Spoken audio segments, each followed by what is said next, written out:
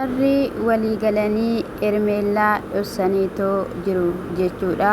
Guyyaa garuu miidiyaa Miikii irratti Ermeellaan mana hin bulle bilbila yoo bilbiluuf nu jalaa kaasaa hin jirtu jedhanii hojjetanii turan jechuudha. Qoy galgala kana nan ilaala dhumaan irraa dubbachuun barbaanne viidiyoo sana kinoo ammas immoo dhoksaniitoo jiru jechuudha. Egaa kana kan gochaa jiru afur ta'aniiti jechuudha. Ruutaa, Daanii akkasumas illee Efaa jechuudha. Egaa har'a bu'uu danda'a namni kun, har'a lapheen cabuu danda'a, har'a dhiphina keessa galchuu dandeessu malee buru Waaqayyoo kallattiilee garaatiin isa kiisuu danda'a. Isinii kufaatii isaatii fi salphina isaa akkasumas immoo nama jaaladheera bakka jireenya sana hin barbaadu waan inni jedheef jireenya sanatti akka inni milkoofneef akkas kan gochaatoo jiran jechuudha. Ashama akkam jirtu hordoftoota kiyyaa marti keessan siniin jecha. Egaa akkuma barame subscribe laayikii gochuudhaani akkasin na jabeessitan nan barbaada.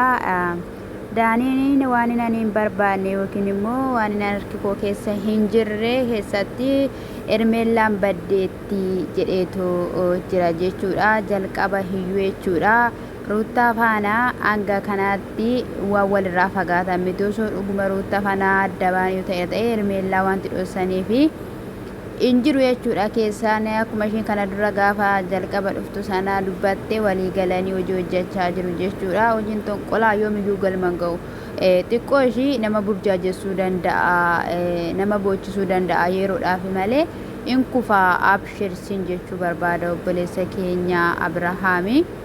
Aizook dhugaa dubbachuudhaaf taananii ishiitu mana ishii wallaalee jireenya ishii wallaalee gaafa dhuftus boochee har'as boochee siman karaaraa jirti waanta ta'eef aizook siin jechuu jaalanna. Dhugaa dubbachuudhaaf baay'ee dhiphina keessa jira, baay'ee yaaddoo keessa jira. Bakka kallattii hundumaaniyyuu jireenyi bitaa akkatti ta'uudhaaf jechuudha kan isaan yaalii gochaa jiranii. Inni nama uume immoo nama hin gatu. Haaloo ba'aa jiru jechuudha. Haaloo ba'e kan jedhus immoo hin jiru waanta ta'eef homaa miti siin jechuu barbaada.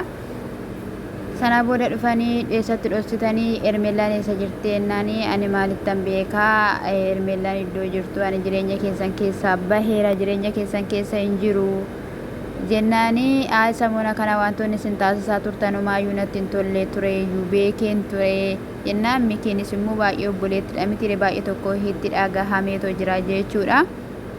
Sababni isaa obboleettidha waan ta'eef samuuna darbe isinii mana ishii cabsitanii seenni isinii akkasumas immoo itti seerachaa turtanii. Amma fakkeenyaaf Ermeellaan dhokatteetti taanaan jechuudha wantoonni waasi ta'an jiru. Sababni isaa qalabatii baasuu qabdaa kan jechaanii ture. Daaniin akkatti ishii bubbutaa ture hiyyoon suni jira waanta ta'eef akkasumas immoo isa mana ishii cabsanii yookiin immoo saaqatanii tola seenan isa agarsiisuu qabu jechuudha. Jalqabumayyuu immoo Abrahaam Ermeellaan jechuudha balleessaa guddaa qabu. Abrahaam balleessaa guddaa qaba dhugaa dubbachuuf taana isatti hin mul'anne malee jechuudha.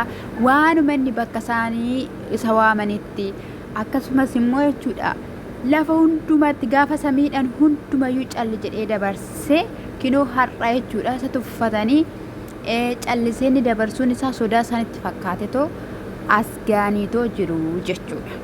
Argitanii namni akkamittiin akka nama tuffatu siniifiyyuu kun nuyi warra ilaalluuf jechuudha barnoota guddaadha. Gaafa wanta tokko darbuu qabnu yookiin immoo namaaf dhiisuu qabnu yoo baay'ate lamadha obboloota koo. Dhiifama har'a waan tokko si miidhee boru dhiifama siin jedha taanaan tokko siraggaxaa jira miilla isaatiin sirra deemaa jira jechuudha dhugaa dubbachuudhaaf jechuudha.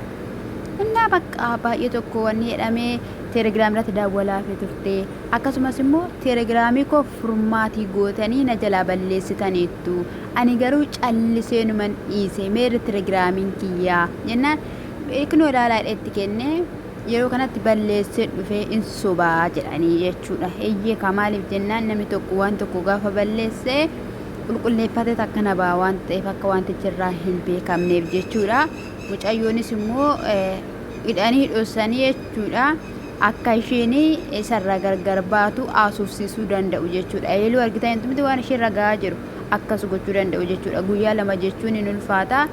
Ani guyyoota lama dhiisiti guyyaa tokko dhiisiti sekendii tokkoo fi Ermeellaan akkana biraa fagaattu hin barbaadu. Anaaf Ermeellaan maal akka taate xinqiqqi gootee beektaa jechuudha. Yeroo kanatti maallaqootii nan barbaachiftu homaayyuu nan fayyaddu kan inni jechaa ture jechuudha. Nyaadha hojii keessanii waaqayyo hojii keessan siniif haalaatu jechuudha. Hanga yoomitti akkasiin Abrahaamin gidirsitanii ani hin beeku dhugaa dubbachuudhaaf tanan hanga yoomitti hanga jireenya Abrahaam kana mankaraartan anaaf gaaffii guddaadha keessattuu daaniin jechuudha. Gaafa inni Ruutaa faana jiraachaa tures, gaafa inni Hermeellaa faana jiraachaa tures, gaafa inni immoo Hermeellaa illee yookiin immoo Ruutaa irraa illee gargar bahee jiraatus bakka jireenyuma Abrahaam kana sinaafisiiseetuma bakka jiraachuun Abrahaam kun jechuudha siif ibidda jechuudha. Otoo inni waa ta'e sii bal'ata ta'uu waan hin beeku wanta isaanuif gaaffii ta'e jechuudha. Na dhugaa dubbachuuf sinuma arfan bira jira jechuudha. Sinuma arfan bira eefaanis rakkoo guddaa qaba harka keessaa qaba wanta ta'eef jechuudha. Deef garuu asoofsiiseera hin argine malee viidiyoo sana dhaggeeffanne malee bira dhaqeera jechuudha. Galeera na bakka baay'ee simmeetaawii ta'e jechuudha. Abrahaami obboleessis baay'ee tokko simmeetii ta'e jechuudha. Gara seeratti osoo hin deemin iddoon taane osoo hin deemin lafa ishiin jirtu oodhuu bilbiliif fa'i jecha lafa ishiin jirtu gaafadhu adaraa haadha ishee sidhaltee kottutti itoo waan tokko hin ta'in iddoo ishiin jirtu nageessi lafa ishiin jirtu dhaquun barbaada kan inni jedheeni. Nuti homaayyuu irraa hin qabnu hin beeku jennaan itti seerachaa itti dhaadachaa turtaniittu. Kanaafidha meeriinis iddoo ishii meeriidhaafis bilbilii taphaannaan waan hin taane keessa galtaa wantu hin taanetu dhufa jennaan waan barbaaddan fidaa gaafa eegaayii inni jedheen jechuudha. Dhaga'uu hin dandeenye Abrahaamiidhaanis jechuudha. Ani mee dhiphachaan jira gaafa inni dhuuni. Mikiyaasis immoo loluunis barbaadeera. Eessayyuu hin dhattu isheen manaa baatee hin beektu iddoo kamiyyuu hin dhattu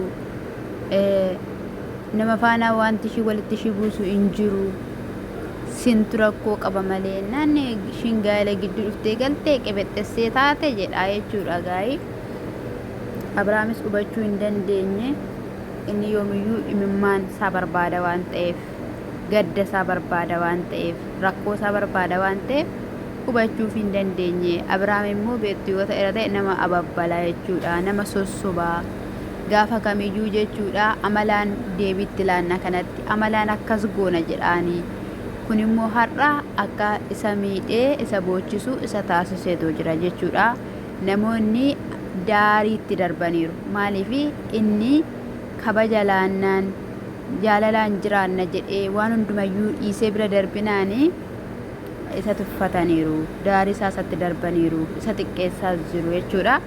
Namni kun akka kiyyatti jechuudha magaalaa sana keessaa bahuu qaban jedhan. Magaalaa sana keessaa bahuudha kan isa barbaachisu. Warri immoo Ruutaayyee jagnaa kiingii jettanii xonqolaa kiinkiin hin jiru kiikkiidha malee kiikkiidha dhugaan siniin jedhe maal kiingiidha inde afura xonqolaatiin okkoo shirri gudi jechaa jirti haati mana shirri gudi nargina akkatti ishiin nyaara guurte dhugaa dubbachuudhaaf tanaan akkam akka ishiin godhatte argine irrame gaafa inni abilisa nan barbaadu yoo danda'ama ta'e illee sittaan kaa gaafa inni jedheen jechuudha.